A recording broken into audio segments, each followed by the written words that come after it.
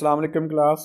Data structure के अंदर आज हम क्यू पे बात करेंगे कि क्यू क्या है, उसमें हम डाटा कैसे इंसर्ट कर सकते हैं और कैसे हम उसमें से जो डाटा है वो डिस्प्ले करवा सकते हैं। तो सबसे पहले हम ये देखते हैं कि जो क्यू है वो क्या है। क्यू बेसिकली एक ऐसा डाटा स्ट्रक्चर है जिसमें हम अपना डाटा लीनियर फॉर्म में सेव करेंगे, यानी कि ये एक क्या है, एक लीनियर स्ट्रक्चर है और ये अपने अंदर जो डाटा है वो एक खास मेथड के ज़रिए जो है वो इंसर्ट करेगी। अब उस मेथड को हम बोलते हैं फर्स्ट इन फर्स्ट आउट, यानी कि फाइफो, उसको हम शॉर्ट वर्ड में बोलेंगे। इट मीन्स कि जो एलिमेंट पहले इंसर्ट होगा वही सबसे पहले डिलीट होगा या उस लीनियर स्ट्रक्चर से रिमूव होगा। और यहाँ पे डाटा इंसर्ट करने के और डाटा डिलीट करने के डिफरेंट जो मेथड्स हैं और डिफरेंट वे हैं, लेकिन जो सबसे ज़्यादा यूज़ होने वाला वो वे है वो है कि आपने जब भी डाटा क्यू में इंसर्ट करना है तो आप क्यू की बैक साइड पे, यानी कि जो उसका बैक एंड होगा, वहाँ से डाटा इंसर्ट करोगे। और जब भी आप लोगों ने डाटा रिमूव करना है तो क्यू के जो फ्रंट एंड है वहाँ से डाटा जो है वो डिलीट करेंगे या फिर आप उसको असेस कर सकते हैं। वो एंड क्यू का जहाँ से आप डाटा इंसर्ट करोगे उसको हम बोलते हैं रेयर, और वो एंड जहाँ से आप किसी भी एलिमेंट को डिलीट करोगे या असेस करोगे उसको हम बोलते हैं फ्रंट ऑफ द क्यू। इस चीज़ को मैं यहाँ पे डिस्प्ले करवा देता हूँ। आप देखें कि हमारे पास फॉर एग्जांपल एक ये डाटा स्ट्रक्चर है, लीनियर डाटा स्ट्रक्चर है, और इसका जो एक एंड है उसको मैंने नाम दे दिया रेयर और एक एंड है वो क्या है, फ्रंट। और अभी मैंने आप लोगों के साथ ये बात शेयर की है कि जब भी आपने क्यू के अंदर डाटा इंसर्ट करना है तो आप हमेशा रेयर से डाटा इंसर्ट करोगे। जैसे मैं यहाँ पे कोई भी जो एलिमेंट है वो मैं ऐड करता हूँ तो वो जो एलिमेंट है वो रेयर की फॉर्म से ऐड होगा, और जो ही जो रेयर में से डाटा इंसर्ट होगा तो हम क्या करते जाएंगे कि हर इंसर्शन पे रेयर की जो वैल्यू है, एक पॉइंटर है, उसमें इजाफा करते जाएंगे। अब अगर फॉर एग्जांपल मैं डिफरेंट वैल्यूज़ ऐड करता हूँ, जैसे मैंने 52 ऐड की है या 34 ऐड की है या फिर 11 ऐड की है, तो वो हमेशा क्या होगा कि रेयर से ही आप लोग ऐड करते जाओगे। और जब आप लोग डाटा डिलीट करना चाहते हो तो हाँ, यहाँ पे ये भी एक पॉइंट है कि जब डाटा इंसर्ट होगा तो बेसिकली ये क्या होगा कि आप समझ लें कि जो पहला इंडेक्स है, जो पहला जो एलिमेंट है वो इंडेक्स नंबर 0 पे, और जो सेकंड एलिमेंट है वो इंडेक्स नंबर 1, और फिर इस तरह इंडेक्स नंबर 2 एंड 3 पे डाटा सेव होता जाएगा। ये बिल्कुल जो कंसेप्ट है वो अरे वाला ही है कि पहला एलिमेंट 0 इंडेक्स पे, दूसरा एलिमेंट 1 इंडेक्स पे, तीसरा एलिमेंट सेकंड इंडेक्स पे, और जो चौथा एलिमेंट है वो आपका थर्ड इंडेक्स पे जाके सेव होता जाएगा। अब जब आप लोगों ने इनमें से डाटा डिलीट करना है तो मैंने आपको अभी बताया है कि डाटा हमेशा क्या होगा कि फ्रंट एंड से रिमूव होगा, यानी कि फ्रंट वाली जो साइड है वहाँ से डाटा आप डिलीट कर सकते हो। जब आप डाटा डिलीट करोगे तो फ्रंट हमेशा क्या होगा कि वो एक इंडेक्स उसकी वैल्यू में इजाफा होके वो आप किसको पॉइंट आउट करेगा, 1 को पॉइंट आउट करेगा। क्यों? क्योंकि 0 पे जो में से जो डाटा है वो तो हमने रिमूव कर दिया, तो इसलिए जो फ्रंट है वो एक स्टेप आगे हो जाएगा। और इस तरह आपका अगर मैं यहाँ से 1 भी डिलीट करता हूँ तो वो क्या होगा कि जो आपका 1 है वो भी यहाँ से रिमूव हो जाएगा और जो फ्रंट है वो सेकंड इंडेक्स पे मूव अप कर जाएगा। अब इसके बारे में थोड़ी सी जो इंफॉर्मेशन है उस पर बात करते हैं कि आप किस तरह कंप्यूटर के अंदर एक जो क्यू है उसको किस तरह रिप्रेजेंट कर सकते हो। कंप्यूटर की जब हम बात करें तो क्यू हम डिफरेंट वे के साथ जो है रिप्रेजेंट कर सकते हैं या इम्प्लीमेंट कर सकते हैं, लेकिन सबसे बेस्ट और सबसे इजी जो मेथड है वो है कि आप अरे को यूज़ करो। जो आपकी लीनियर अरे है, जो आपकी सिंपल अरे है, उसको यूज़ करते हुए अपनी जो क्यू है उसको इम्प्लीमेंट कर सकते हो। आप क्या करें कि कोई भी एक अरे लें, उसका नाम आप क्यू रखें या क्यू सिंपल क्यू रख लें या क्यू यू ई यू, ये आपकी अपनी चॉइस है, उसको रखें। और दो पॉइंटर लें, एक आप एफ लें और एक आर लें। जो एफ होगा वो बेसिकली क्यू के जो फ्रंट एंड है, एक एंड जहाँ से आप डाटा डिलीट करोगे उसको पॉइंट आउट करेगा। और जो आर है वो क्यू के बैक एंड यानी कि जहाँ से आप डाटा इंसर्ट करोगे उसको पॉइंट आउट करेगा। यहाँ पे थोड़े से रूल याद रख लें कि जो ही सबसे पहले जो फ्रंट और जो रेयर है उनकी जो वैल्यू है हम -1 कर देंगे। ये -1 हमने क्यों किया? -1 ये इंडिकेट कर रहा है कि अभी जो हमारी क्यू है उसके अंदर कोई भी वैल्यू मौजूद नहीं है, यानी कि जो हमारी क्यू है वो क्या है, एम्प्टी है। क्यों? क्योंकि जब एफ की वैल्यू और आर की वैल्यू -1 है, इट मीन्स कि वो किसी भी अरे के किसी भी इंडेक्स को पॉइंट आउट नहीं कर रहे। तो इसलिए हमने ये रूल बना लिया है, या हम बना लेते हैं कि एफ और आर की जो वैल्यू है -1 जब होगी तो वो उस वक्त जो क्यू है हमारी वो बिल्कुल खाली होगी।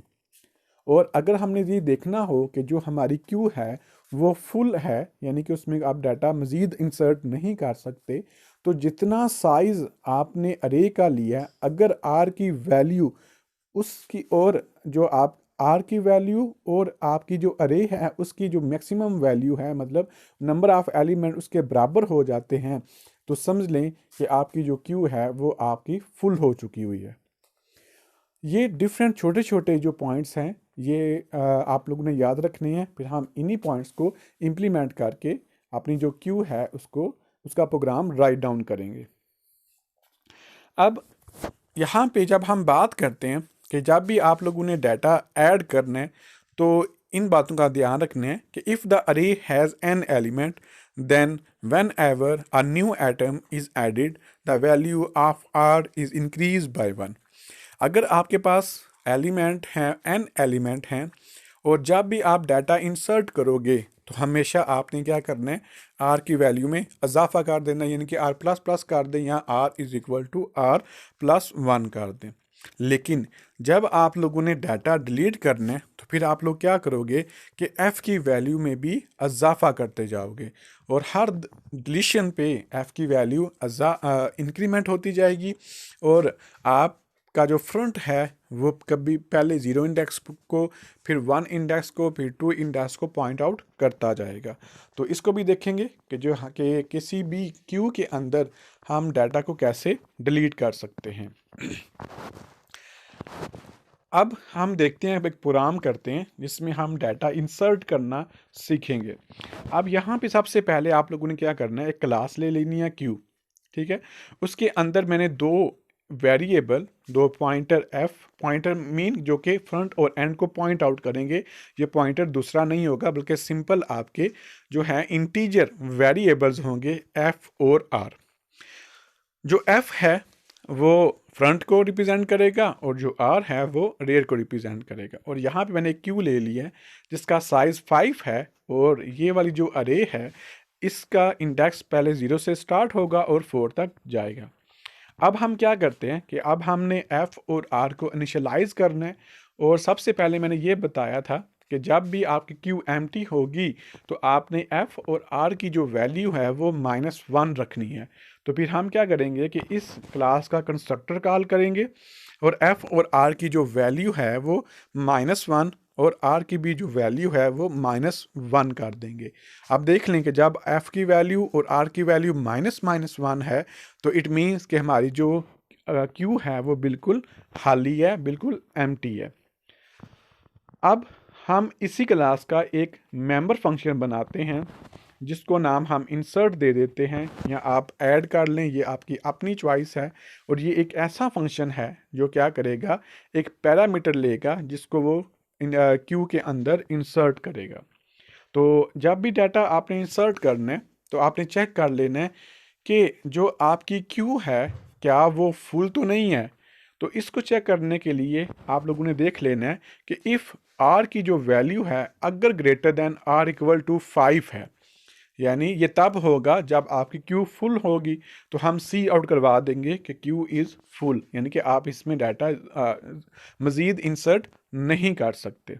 अदरवाइज़ हम क्या करेंगे कि आर की वैल्यू में इजाफा करेंगे, और जब आर की वैल्यू, अब मैंने अभी बताया कि जब भी डाटा इंसर्ट करना है आर की वैल्यू में इंक्रीमेंट करना है, तो हमने आर प्लस प्लस किया है। जो ही आर प्लस प्लस होगा आर की वैल्यू में इजाफा होगा और आर जो है वो ज़ीरो इंडेक्स को पॉइंट आउट करना शुरू कर देगा।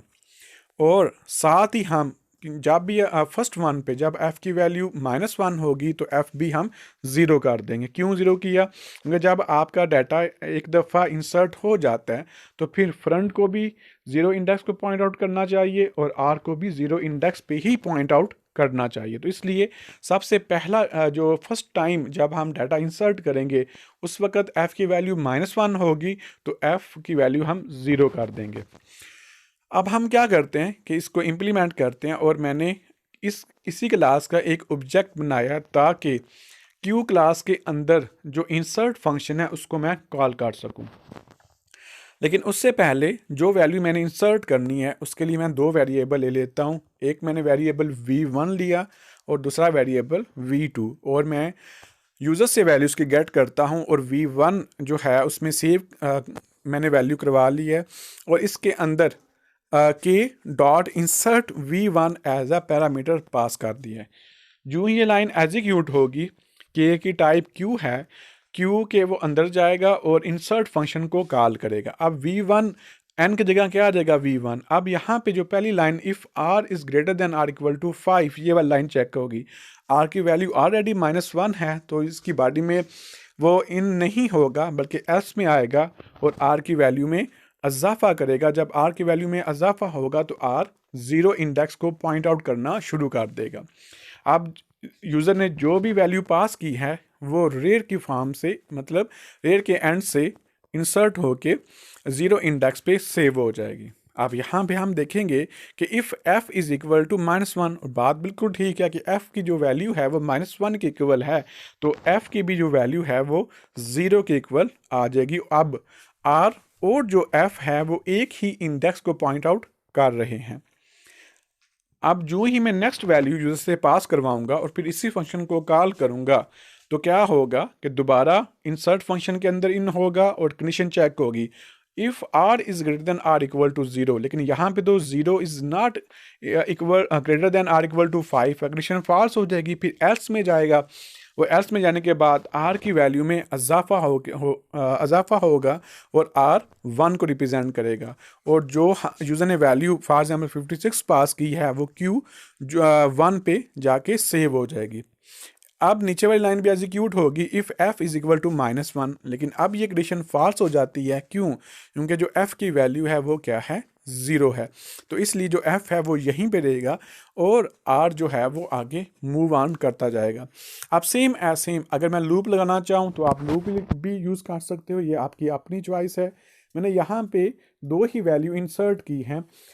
अब अगर मैं थर्ड वैल्यू इंसर्ट करता हूं तो इसी तरह r की वैल्यू में इंक्रीमेंट होता जाएगा और वो अरे के डिफरेंट इंडेक्सेस को पॉइंट आउट करता जाएगा, और जो यूज़र वैल्यू पास करेगा वो इन रिस्पेक्टिव इंडेक्सेस में जाके सेव होती जाएगी। जैसे 21 और 56 सेव हुई है, इसी तरह कोई यूज़र कोई और वैल्यू पास करता है तो r की वैल्यू में इजाफा होगा और r जो है वो 2 को पॉइंट आउट करेगा और उसके अंदर 30 सेव हो जाएगा, तो एंड सो ऑन, इसी तरह वो चलता जाएगा। नेक्स्ट हम बात करते हैं कि जो क्यू है उसके अंदर जो डाटा है वो हम कैसे डिस्प्ले करवा सकते हैं। तो सेम एज सेम आप एक ही क्लास ले लें और उसके अंदर जो है मैंने सिंपली यहाँ पे एक छोटा सा जो क्यू है वो डिस्प्ले की है। इसमें जो फ्रंट है f है वो 0 को पॉइंट आउट कर रहा है और r जो है वो 2 को पॉइंट आउट कर रहा है, यानी कि r की जो वैल्यू है उसने यहाँ पे क्यू फुल हो चुकी हुई है। तो जब हमने डिस्प्ले करवाना है तो मैं डिस्प्ले का एक फंक्शन कॉल कर लेता हूँ। अब इसके अंदर सबसे पहले चेक करना कि आपकी क्यू जो है वो एम्प्टी तो नहीं है जिसको आप प्रिंट करवाना चाह रहे हो। तो इसलिए, और एम्प्टी कब होगी, जब f की वैल्यू -1 के इक्वल होगी। जब -1 के इक्वल है तो सबसे पहले हमने रूल बनाया था कि जब -1 के इक्वल है तो समझ जाइएगा कि क्यू की वैल्यू जो है वो क्या है, वो क्यू एम्प्टी है। अब यहाँ पे f की वैल्यू 0 है तो इसलिए ये कंडीशन फॉल्स होगी। तो फिर हम क्या करेंगे, एल्स पे मूव करेंगे, यहाँ पे हम लूप लगा देंगे। लूप हमने क्यों लगाया, आप देखें अरे है ना, और जब मैंने अरे का लेक्चर दिया उस वक्त मैंने आप लोगों के साथ शेयर किया था कि अरे में मल्टीपल एलिमेंट्स होते हैं। आप इंडिविजुअली उसको प्रिंट आउट नहीं करवा करवा सकते हैं, लेकिन बहुत ज़्यादा टफ हो जाता है। तो आप क्या करो कि आप लूप यूज़ कर लो, जो स्टार्ट होगा एफ से और उसके एंडिंग पॉइंट क्या होगा, आर होगा। क्योंकि जो आर है वो उस एलिमेंट के जो लास्ट जो एलिमेंट है, उस अरे का जो लास्ट एलिमेंट है, उस क्यू का जो लास्ट वाला एलिमेंट होगा उसको रिप्रेजेंट करेगा। अब a is equal to f, it means कि a की जो वैल्यू है वो 0 से स्टार्ट होगी और a less than or equal to 2 है, तो इट मीन्स कि वो 2 तक जाएगी। और हर दफ़ा जब भी हम इसको लूप चलाएंगे तो a 0 पे जो वैल्यू होगी वो सबसे पहले कॉल होगी और प्रिंट होगी, और 21 यहाँ पे प्रिंट हो जाएगा। फिर लूप a की वैल्यू में इजाफा होगा और 1 इज़ लेस देन 2, बात बिल्कुल ठीक है, देन उसके लूप में घुसेगा और Q2 जो है सॉरी Q1 पे जो वैल्यू है वो 56 वो शो हो जाएगी। देन फिर a की वैल्यू में इजाफा होगा और 2 is less than or equal to 2 है, बात बिल्कुल ठीक है। इसके क्यू में सी आउट Q2 में जो वैल्यू है वो यहाँ पे शो हो जाएगी। इसके बाद a की वैल्यू में फिर इजाफा होगा, लेकिन अब जो a की जो वैल्यू है वो 3 हो जाती है और 3 not less than or equal to 2 है, तो कंडीशन फाल्स हो जाती है और इस तरह आपका जो लूप है वो टर्मिनेट हो जाएगा और आपकी वैल्यू डिस्प्ले हो जाएगी। बहुत बहुत शुक्रिया।